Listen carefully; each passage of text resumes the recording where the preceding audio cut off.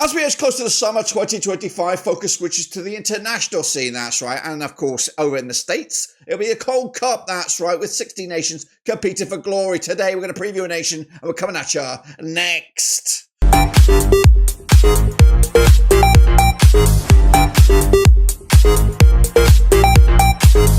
That's right, folks, but once again, we're in another video today. We're previewing the Gold Cup. We're going to take a look at one of the nations taking part in this summer spectacular. We'll get to that in a second. Of course, if you're new, where you been? Smash your subscribe button. You want subscribe for Gold Cup, World Football, Blackburn Rovers. We've got it all here under one rooski. That's right, 16 nations from around the globe. That's right. We do have a guest nation taking part in this summer spectacular. We'll get to all of that in a second. Of course, big shout out to the members and the patrons. You know who you are. So what we'll do today is, of course, look at one of the nations, see their hopes and dreams heading into this summer tournament. Are they contenders? Will they get eliminated in the group stages? We'll take a look at all that.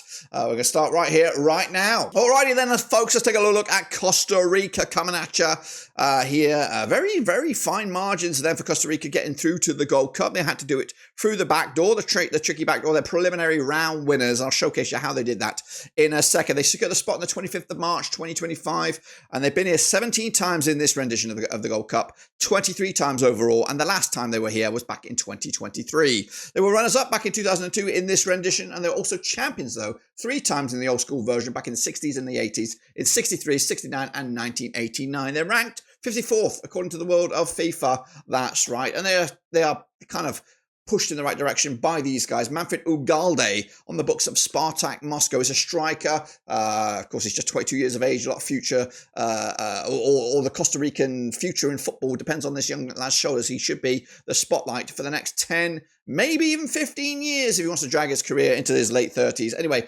Miguel Herrera is the coach, the Mexican there, former Mexican coach, now here with Costa Rica with a 1.54 points per match ratio. He's just appointed at the start of the year, so, he's got big plans ahead, and what the plans realistically are to feature in the 2026 World Cup. But before that, they've got this one, the small matter of the Gold Cup. So between the sticks these days, of course, it's a new face. It's Patrick Sequeira, Anthony Walker competing for the jersey alongside Esteban Alvarado. Moving forward, the likes of into the defensive ranks, we've got Jalen Mitchell from Feyenoord in there. We've got the likes of Gerard Taylor from Motherwell, or Hearts, Heart of Midlothian, out of Scotland.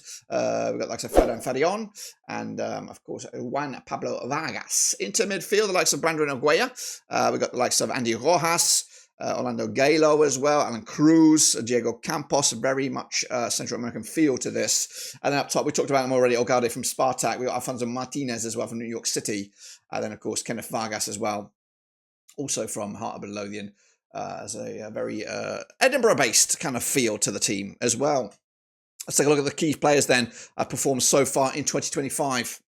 The goals have been coming from the centre-backs. Francesco Calvo with 2. Warrior Madral also chipping in with a couple of goals up top. Ariel Lassiter also alongside the top 3. Manfred Ugalde has been key as well, creating the goals. 2 assists for him. Joel Campbell still features in the squad, and he's still at a good age for Costa Rica and should be featured in the squad if he's fit and raring to go. Speaking of squad, this is a recent 11 for Costa Rica with Patrick Seguera between the sticks, Alexander Skoma, also alongside Francesco Calvo and Jalen Mitchell in a back 3. Joseph Mora, Gerard Taylor making up the fullbacks for this Costa Rican 11. Alejandro Bran, Kenneth Vargas, Joseph Alcior in the midfield slots with Manfred Ugalde and Anzo Martinez up top. Valuation of this squad is around about cool 27 million euros. So that's, of course, what we can expect from Costa Rica. The stats men are out, though, with Patrick Seguera being the best man on the pitch for Costa Rica in recent times. Francesco Calvo alongside him, Juan Pablo Vargas making the top 3. Joel Campbell, of course, ex-Arsenal man. My bloody hell, that's a long time ago.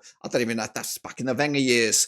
Goodness gracious me. Meanwhile, this is how they got there, of course. Well, we were back the truck up. They got here by beating Belize 13-1. Just a small matter of 13-1. 7-0 first leg, 6-1 second leg.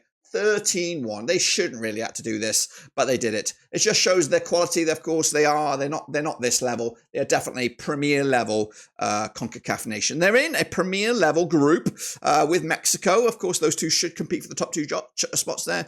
But you're coming up against some unknown quantity that is Suriname and Dominican Republic. They'll kick off their tournament up against Suriname on June 15th. And if they win that one, they're going to be in good control because that's a sticky little game to start off the tournament. They'll take on Dominican Republic next on the 18th of June before they take on Mexico, what could be the top spot decider, and that'll be on the 22nd of June. Wow, wow, wee wow. That is, of course, the tail of the tape. This is what they look like, though. Of course, they wear a fancy-looking home kit, and their away kit is also pretty dabby as well. We're going to rank these in their own video.